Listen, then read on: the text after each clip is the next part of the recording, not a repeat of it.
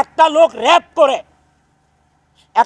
করে তারা যাকে র্যাপ করছে তার বাবা মা একটা লয়ার ধরে তার ন্যায় বিচার পাওয়ার জন্য, আর যে র্যাপ করছে সেও লয়ার ধরকে তাকে খালাস করার জন্য। ওই লয়ারদের মা বাবা নাই, ওই লয়ারদের বোন নাই, ওই লয়ারদের বউ নাই, তার মেয়ে নাই, ওই লয়ারদের কোনো সন্তান নাই।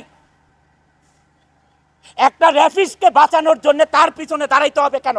ভাত পাবেন না, ভাত খাওয়ার কোনো কিছু নাই আপনার, কেন তাকে বাঁচাইতে হবে আপনার? ওই লয়ারদের প্রতি আমি বলছি, কেন আপনার তাকে বাঁচাইতে হবে? আপনি তো জানেনই সে র্যাপ করেছে, তাহলে তাকে কেন আপনার বাঁচাইতে হবে? শুধু টাকার জন্যে, এই টাকা না কামাইয়া আপনার সংসার আরো ভালো চলবে, পবিত্রতার সহিত চলবে, আপনার ছেলে মেয়েরা ভালো থাকবে,